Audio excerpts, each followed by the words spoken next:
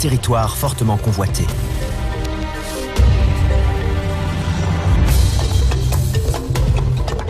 Dans l'ombre, rôde le félin le plus secret d'Afrique.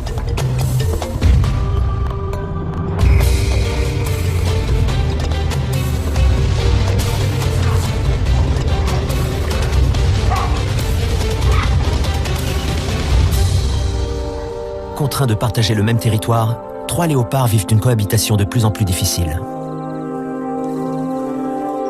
Liée au rythme des saisons, cette vie commune est source de tensions et de conflits, et va déboucher sur un drame.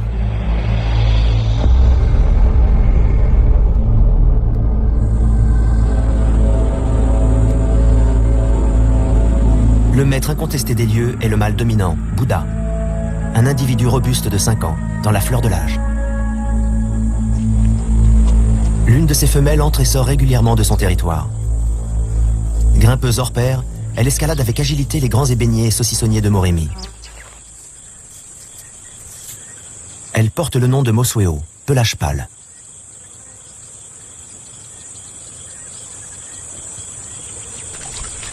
Tipa, leur fils de 3 ans, flirte avec le danger au sein du territoire de ses parents. Selon la loi des léopards, il aurait déjà dû partir pour mener sa propre vie, mais il n'a pas franchi le pas. Traîner dans les pattes de Bouddha et de Mosweo ne peut que lui attirer des ennuis, mais il semble ne pas mesurer les risques encourus. Récemment, un événement est venu chambouler la vie de Mosweo. Elle vient tout juste de donner naissance à 2 petits, et Tipa représente une menace potentielle.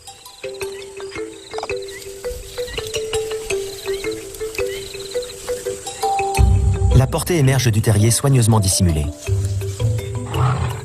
Jusqu'à présent, la mère s'en est bien tirée. Cet été, les proies ont été abondantes.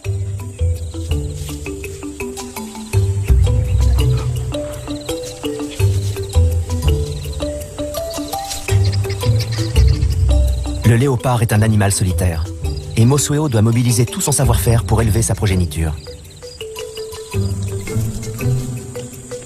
Le taux de survie des petits léopards est inférieur à 50%. La plupart des jeunes meurent au cours de leur première année, alors que leur mère est partie chasser. À chaque nouvelle naissance, les femelles léopards sont confrontées à cette dure réalité. Mosweo n'a pas d'autre choix que de laisser ses petits pour trouver de la nourriture. Tipa est le seul survivant de sa précédente portée. C'est aujourd'hui un jeune adulte, mais il continue de traîner près du terrier et de fréquenter les chemins familiers de son territoire natal.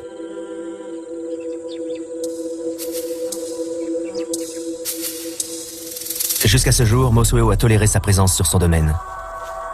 Mais l'heure est venue pour lui de partir.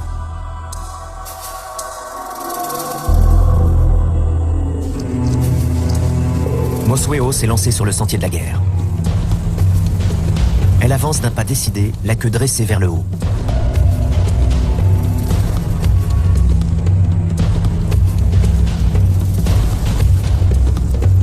Il est temps de rompre définitivement les liens qui les unissent.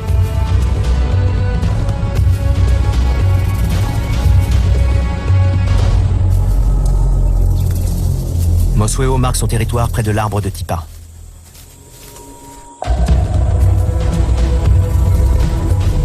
Elle affiche ouvertement son hostilité à l'égard de son fils. Leur relation a dégénéré en conflit ouvert.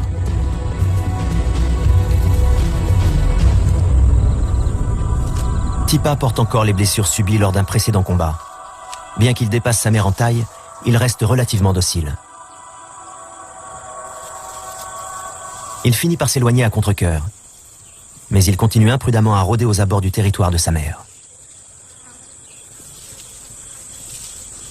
Alors qu'il s'enfonce dans un bois voisin, il tombe sur un redoutable adversaire.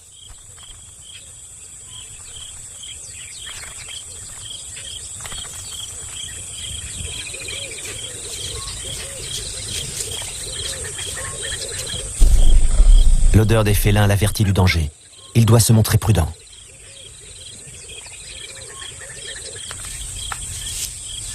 Ses premiers jours passés en territoire inconnu sont périlleux.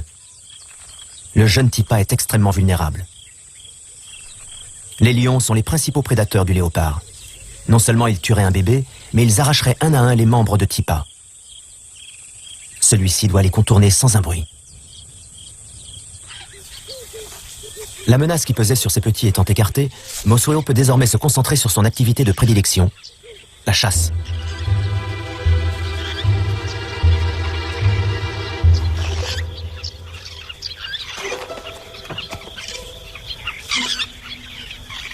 Mosweo est une excellente grimpeuse.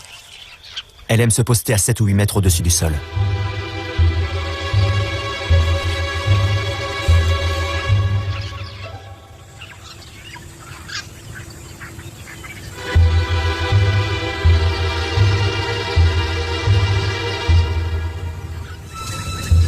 Le léopard est le seul félin qui exploite la gravité pour chasser. Mosweo est experte en la matière.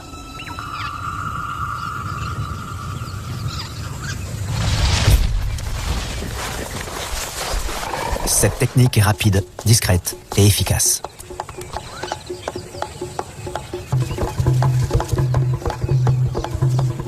Mais les cris d'alarme de l'impala ont trahi la présence du prédateur dans la forêt.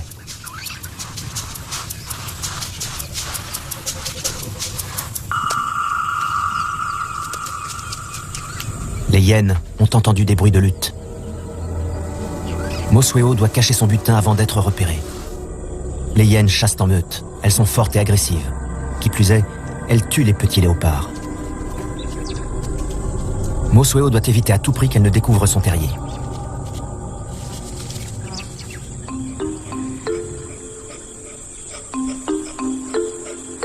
Elle prend le risque d'aller chercher ses petits et de les conduire jusqu'à la proie, en empruntant les chemins secrets qu'elle connaît si bien. Elle ne peut mettre la carcasse à l'abri dans un arbre, car ses bébés ne savent pas encore grimper.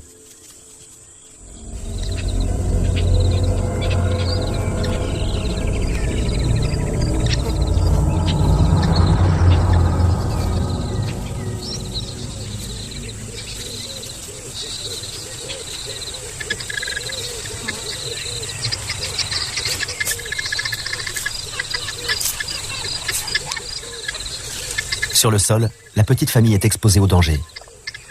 Rester dissimulé est sa seule option. Ici, le léopard est dans son élément.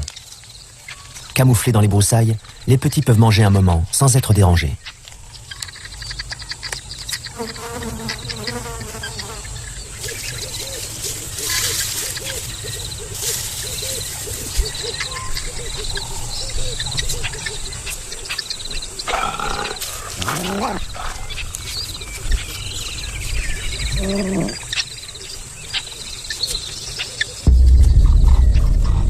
Les hyènes ont senti l'odeur de la viande. Elles se rapprochent de leur proie. Mosweo doit agir rapidement et résolument. Son plan est de détourner l'attention des hyènes et de les attirer assez loin pour permettre à ses petits de s'éloigner.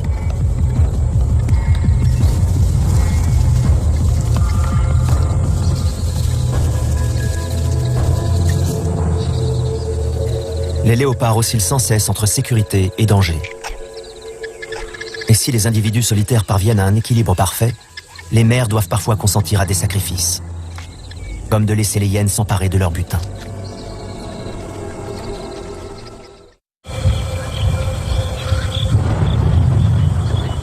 Dead Tree Island se métamorphose au fil des saisons. C'est l'un des rares endroits où l'eau potable est présente en permanence. Toutefois, en été, les herbivores sont tributaires de la pluie qui fait reverdir les pâturages.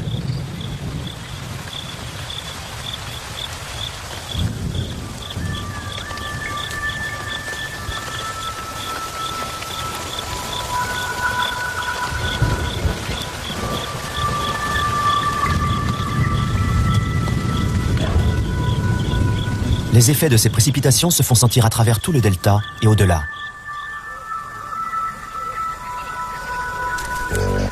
Le sol se couvre d'un épais tapis vert.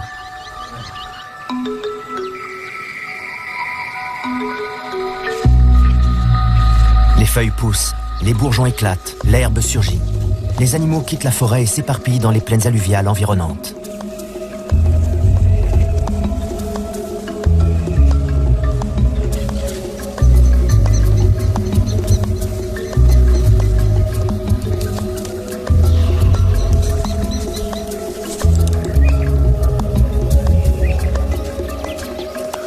L'abondance d'eau et de nourriture amène la saison de mise bas chez l'impala, l'une des proies favorites du léopard. Les naissances interviennent à l'époque la plus favorable en termes de nourriture et de protection. Les petits, leur mère et le troupeau subissent ainsi un stress moins important.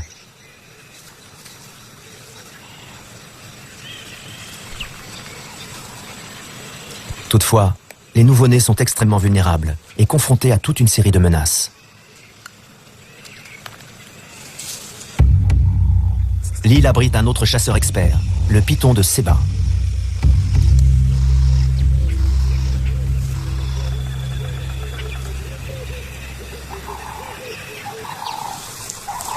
Les puissants anneaux enserrent le petit impala jusqu'à lui ôter le dernier souffle de vie. Puis le serpent gobe sa proie en ouvrant largement sa gueule grâce à l'articulation particulière de sa mâchoire.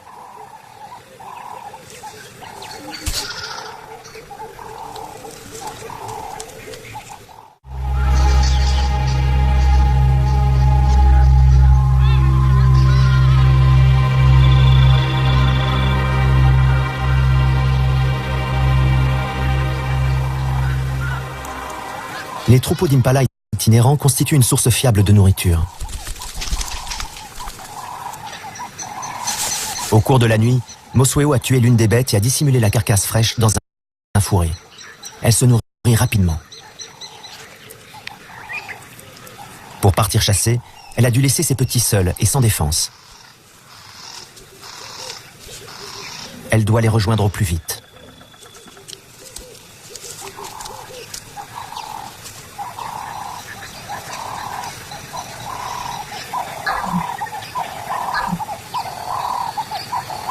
Alors qu'elle s'approche du terrier, Mosweo sent le danger.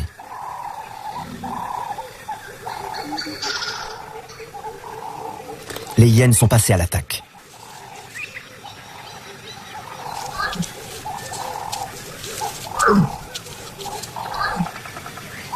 La mère émet des grognements sourds et brefs, uniquement destinés à ses petits.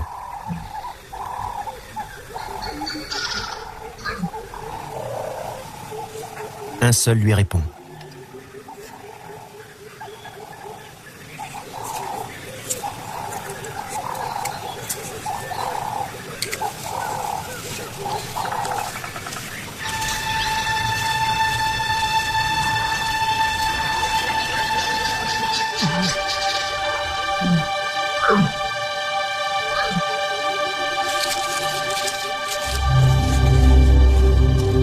Le cauchemar de toutes les mères s'abat sur Mosweo.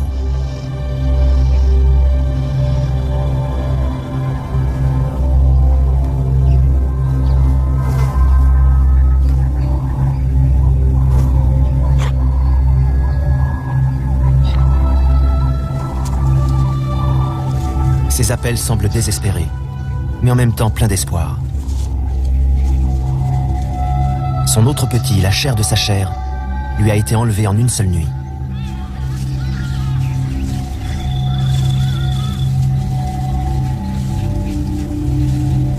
Elle n'a pas d'autre choix que de se remettre en route. Dans la vie d'un léopard, on n'a guère le temps de pleurer les morts. La petite femelle qui a survécu est en pleine croissance et a besoin de viande.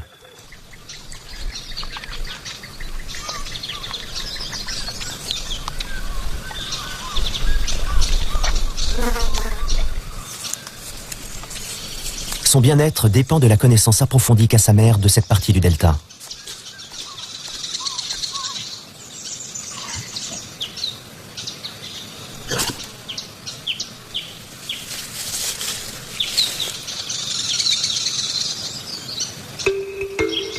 La pluie a cessé, et dans toute l'île, la végétation commence à brunir. Les animaux le sentent.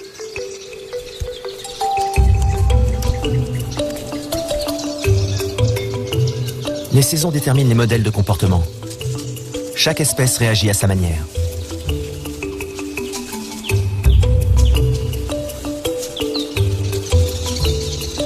Chez les koudous, le mâle choisit une femelle et la poursuit de ses assiduités.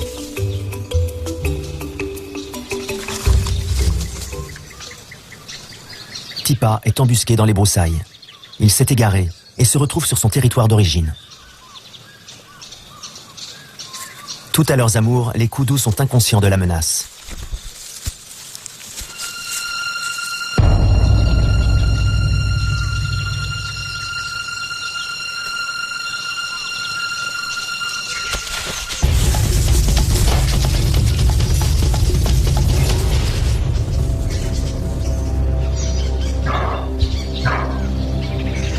Le manque d'expérience de Tipa est flagrant.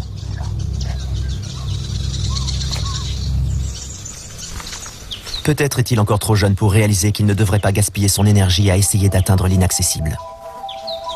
Il ne fait pas le poids face à un animal de la taille d'un kudu.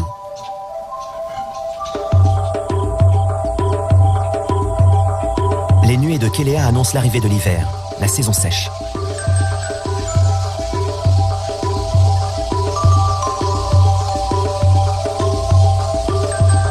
Attirés par la présence permanente de l'eau, de nombreux animaux gravitent autour de l'île. Lors de cette saison plus rigoureuse, s'accomplit l'un des miracles de la nature. Le saucissonnier renaît à la vie. Cet arbre offre un précieux trésor pour l'hiver. Des fleurs remplies de nectar. Un délice pour les babouins qui boivent à même le calice rouge cramoisi.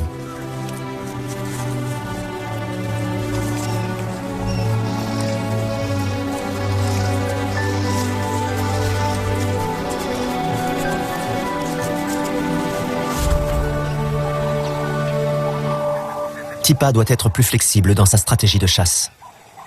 Il doit apprendre à anticiper les mouvements de ses proies. Les babouins mangent salement.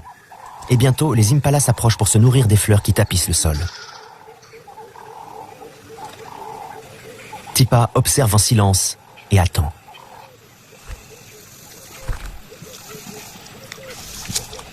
Il faut que l'impala s'approche.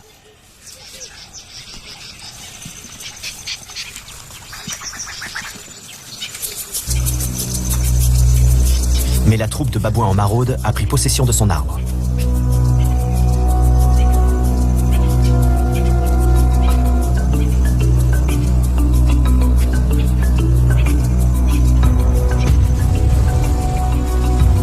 Tipa n'a pas la force de Bouddha, et les singes ne toléreront pas sa présence. S'ils l'attrapent, ils tenteront de le tuer.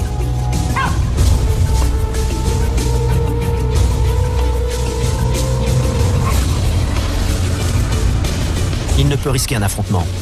Une blessure pourrait lui coûter cher.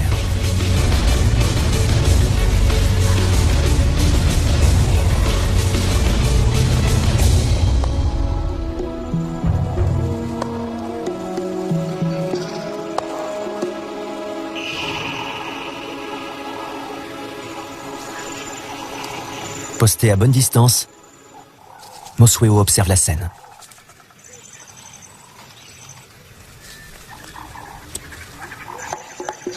Soudain, son regard se porte sur la proie de Tipa. Silencieusement, elle se met en chasse.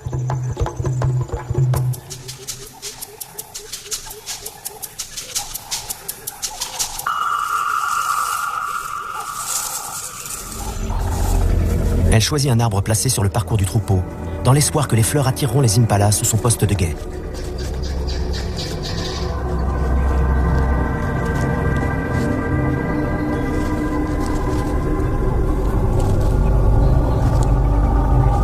Mosweo fait preuve d'une grande patience.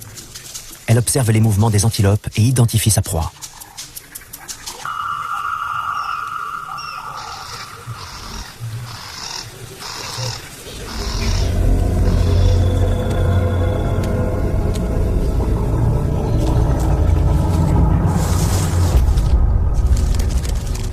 Mais cette fois, la voltigeuse a manqué sa cible.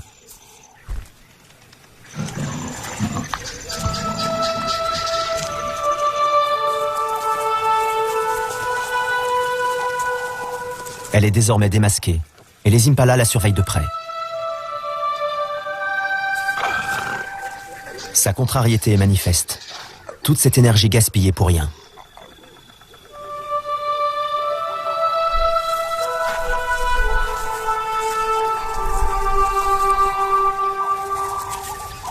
Mais elle doit poursuivre son chemin. Elle est à découvert et les babouins sont toujours dans le secteur. Pour aggraver les choses, les cris des impalas ont alerté les lions.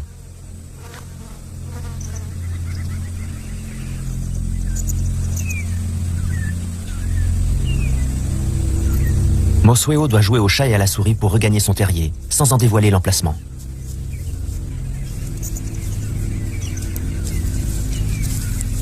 En rechignant à rester à distance du territoire de sa mère, Tipa provoque le chaos. Ses tentatives maladroites pour chasser ont multiplié les pressions sur Mosweo.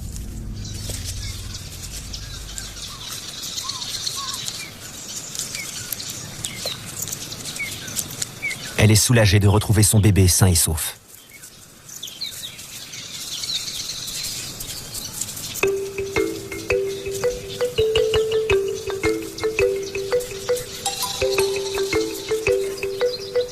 Elle décide de s'installer dans un nouveau terrier.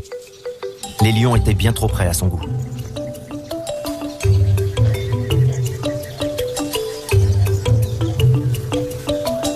Désormais âgée de 5 mois, la petite femelle affirme son caractère. Elle aime jouer avec la queue de sa mère. Un bon moyen de tester ses réflexes.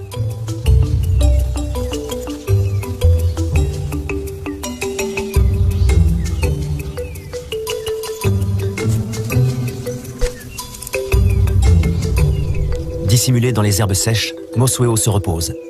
Elle doit recouvrer ses forces avant de repartir chasser. Pour l'heure, tout se passe bien pour la mère et sa petite. Elles sont en sécurité dans le nouveau terrier.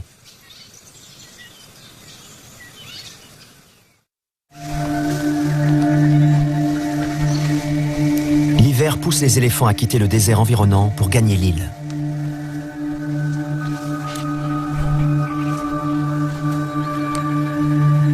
Les cobs de Letchway s'y rassemblent également. L'eau est leur allié. Dans ces trous d'eau, ils sont à l'abri de la plupart des prédateurs. Ils sont plus gros que les impalas, mais constituent des proies potentielles pour un grand félin comme Bouddha.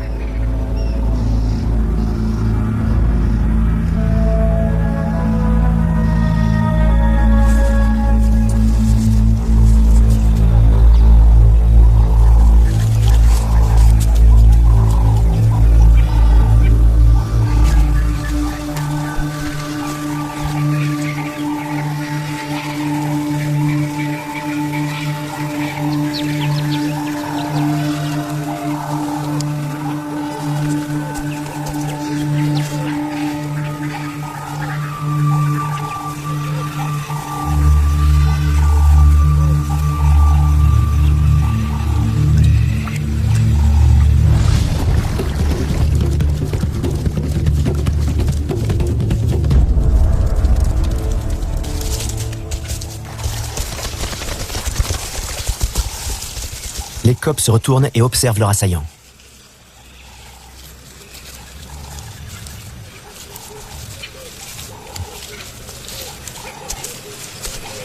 Ils identifient son odeur et la gravent dans leur mémoire pour pouvoir s'y référer par la suite, tout en s'assurant que Bouddha quitte bien le secteur.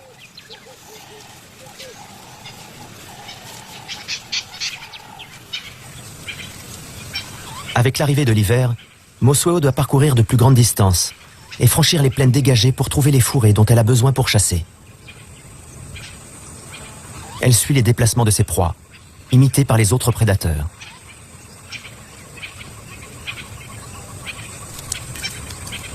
Pour un léopard, un changement de territoire est toujours risqué.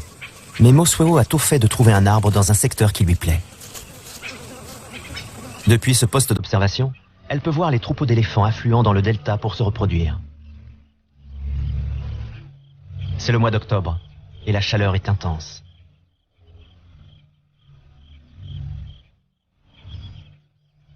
Les eaux pluviales qui avaient apporté la vie dans la région se sont presque évaporées. Dead Tree Island attire les habitants de l'Okavango, désireux de se rapprocher des derniers points d'eau.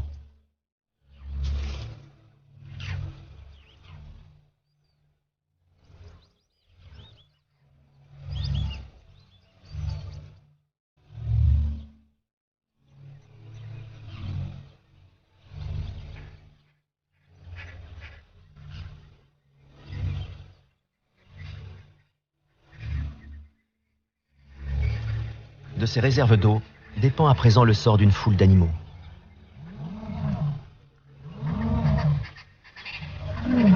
Ils sont réunis en un seul groupe et les chemins des prédateurs se croisent dangereusement. La petite de Mosueo est parvenue à un âge où elle commence à pousser plus loin ses explorations.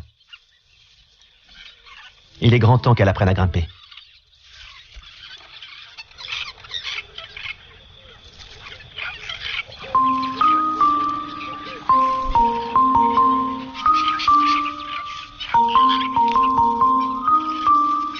Un peu mal assurée, elle tente d'atteindre des cratéropes fléchés.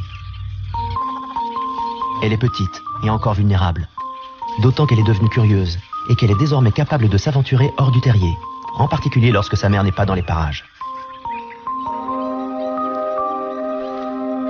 Mosueo est partie chasser très loin. Elle ne vient pas souvent dans cette partie de l'île et laisse sa trace pour imposer sa présence.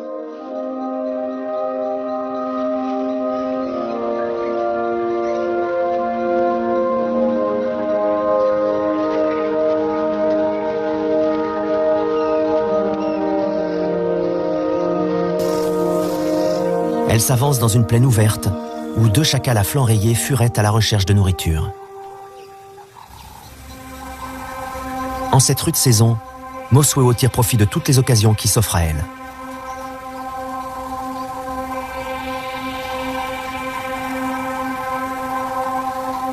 Bien qu'ils ne fassent pas partie de ses proies habituelles, les chacals sont rapidement pris pour cible.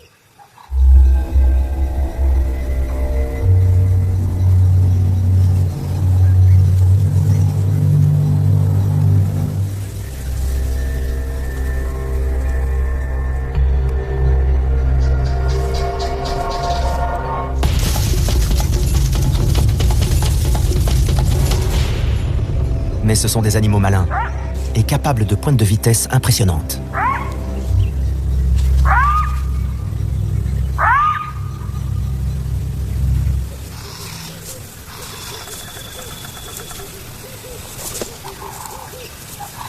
Irrité par son échec, Mosueo laisse sa trace et reprend son chemin.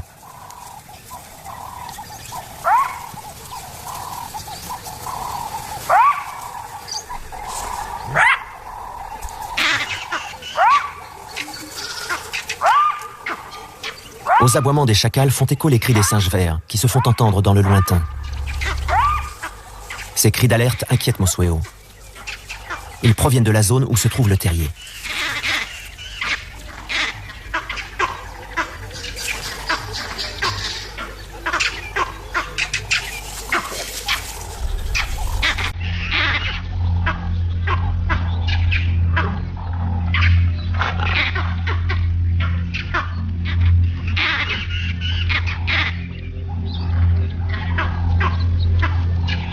Alors qu'elle s'approche de l'endroit signalé par les singes, Mosueo avance avec précaution.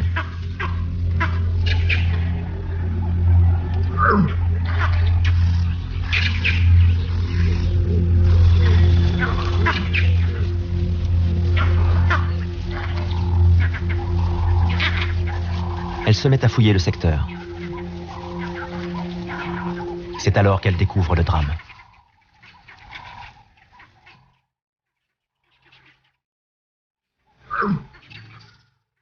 Le petit léopard a la patte arrière coincée dans un arbre et son bassin est fracturé.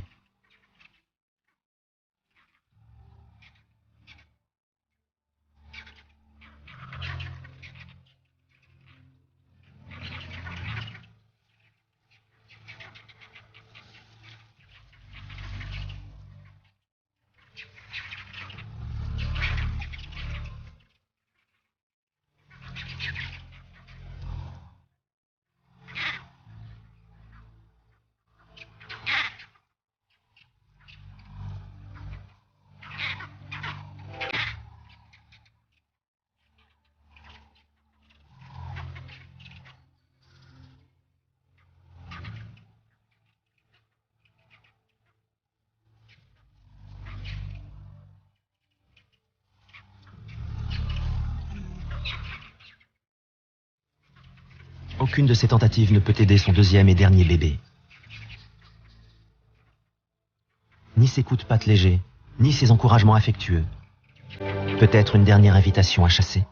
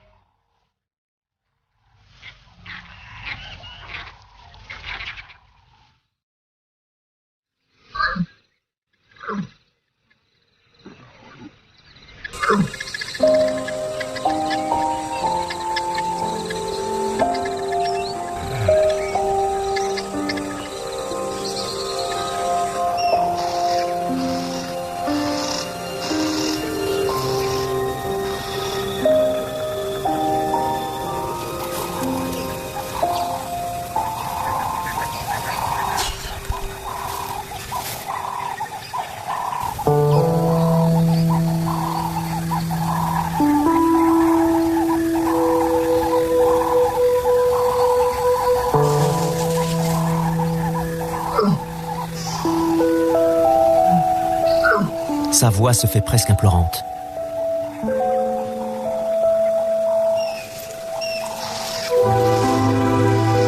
Une dernière tentative, et la patte du bébé est dégagée.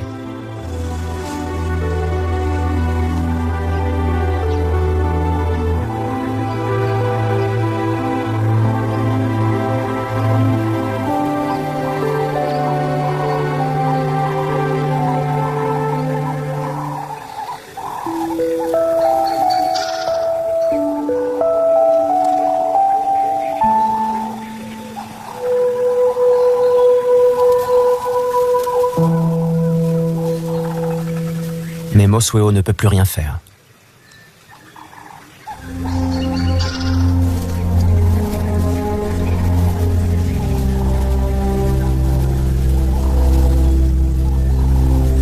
Mobilisant ses dernières forces, le petit léopard se traîne jusqu'à son dernier lieu de repos. Sa mère a déjà décidé de laisser cette scène traumatisante derrière elle.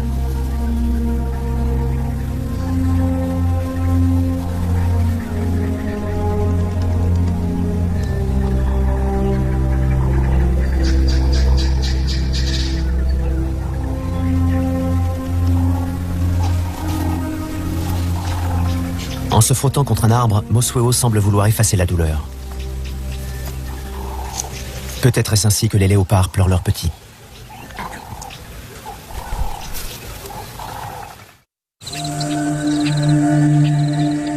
La chaleur monte. La pluie ne va pas tarder. Bouddha parcourt des territoires inexplorés. Il a décelé une odeur intéressante. Un effluve qu'il ne peut s'empêcher de trouver irrésistible. Une nouvelle femelle s'est introduite dans son domaine et son odeur titille ses narines. Plus grande et plus robuste que Mosweo, elle apporte la promesse de nouveaux gènes sur l'île.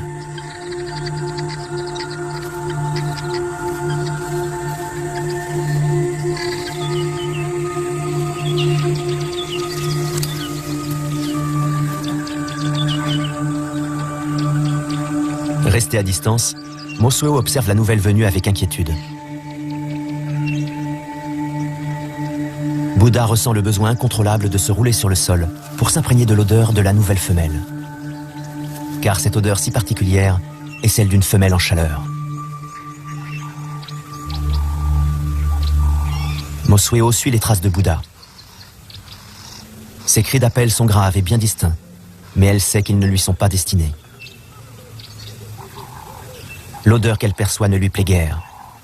C'est l'odeur d'une autre femelle, une rivale. Instinctivement, Mosweo tente d'effacer les traces révélant la présence de la nouvelle venue. Mais il est trop tard.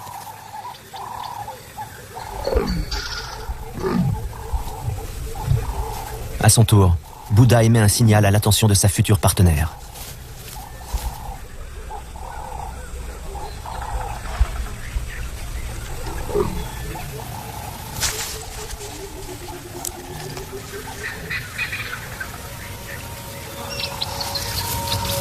La nouvelle femelle s'empresse de répondre à son invitation. Mosweo bat en retraite. Ses efforts sont vains.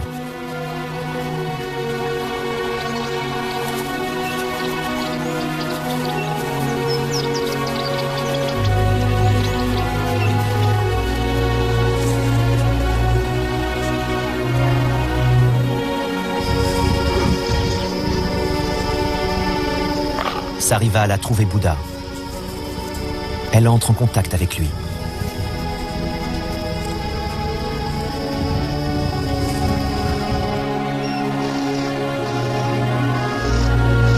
Mosweo quitte l'endroit où elle a donné naissance, peut-être pour chercher un autre territoire et un nouveau partenaire.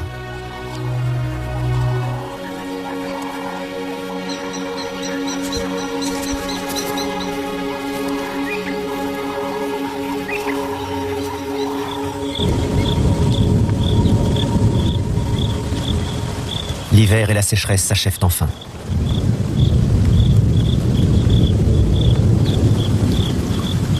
Le changement de saison déclenche chez Bouddha le besoin de se reproduire.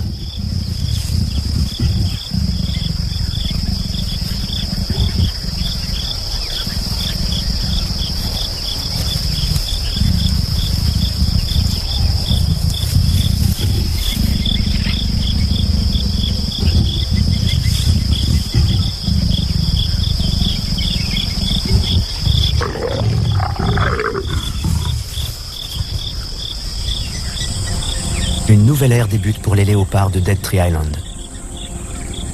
Les deux partenaires vont s'accoupler pendant plusieurs jours, jusqu'à ce que la femelle soit fécondée.